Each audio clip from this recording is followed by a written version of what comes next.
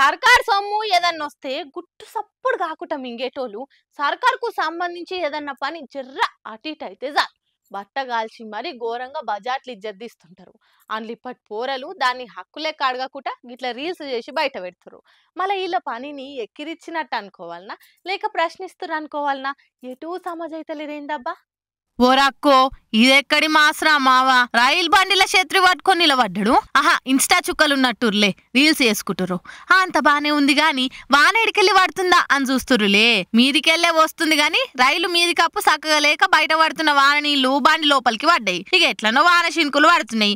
చేతుల చేతులుండనే ఉండే ఓ 4 రీల్స్ చేద్దాం పాట అని వీళ్ళు సిచ్యువేషన్ వాడుకొని నచ్చినట్టు వాన రీల్స్ చేసి సోషల్ మీడియాలో పెట్టిర్రు. అట్లా చిత్ర విచిత్రంగా చేస్తుంటే పక్క పొంటున్నోళ్ళంతా పిచ్చి పలు రకాలంటే ఇదేనేమో అన్నట్టే నోరెళ్ళబెట్టి చూస్తుర్రు.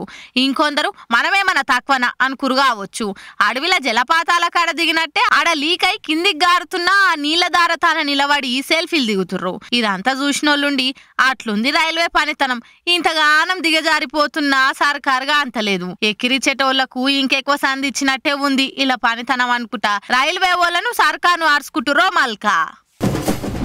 ఆంధ్రలో ఇచ్చిన హామీల్లా పెద్ద పెద్ద హామీలను మొదలు తీర్చే కార్యాన్ని ముంగటేసుకున్నట్టుంది కూటమి సర్కారు. ఇప్పటికే డిఎస్సి ప్రకటించిండ్రు. ఇక ఇప్పుడు ఓట్లకు ముందు చెప్పినట్టు పింఛన్లు పెంచిస్తుర్రు. పొద్దుగానే ఆ కార్యాన్ని మస్తు ఘనంగా షురూ చేసిండ్రు. మళ్ళీ ఏడదాకొచ్చిందా చూద్దాం బాండ్రి. కూటమి ప్రభుత్వం హామీల అమలు మీద మంచిగానే దృష్టి పెట్టింది. తెల్లారంగానే లబ్ధిదారుల ఇంటికి పోయి మరీ పింఛన్లు ఇచ్చిర్రు. ఇక ముఖ్యమంత్రి బాబుసార్ పొద్దుగానే ఓ బీదల ఇంటికి పోయి పెంచిన పింఛన్ 4000, ఏప్రిల్ నుంచి 3 నెలల పింఛన్ కలిపి మొత్తం 7000 కలిపి ఇచ్చిండు. ఇక పింఛన్లు ఇచ్చే కానుంచే తండ్రి కొడుకులు ఇద్దరు మంచిగా మాట్లాడుకున్నారు. ఇక లోకేష్ నుండి ఇంకా పరదాలు కట్టడం ఆపలేదంటే ఈ తాప నుంచి పరదాలు కట్టినట్టు కనిపిస్తే సస్పెండ్ కాదు. పరదాలు కడితే ఇంకొకసారి ఎక్కడన్నా చూస్తే కట్టిన వాళ్ళని సస్పెండ్ చేయడం తప్ప వేరే మార్గం ఉండదు. కాబట్టి ఇంక నేను ఎన్నుదలుచుకోలేదు. ఎవరైనా సరే సింపుల్ గా పాత రోజులు మర్చిపోయి కొత్త రోజులు జ్ఞాపకం చేసుకుని ముందుకు పోవాల్సిన అందరినీ కోరుతున్నా. ఎక్కడా జరగకూడదు.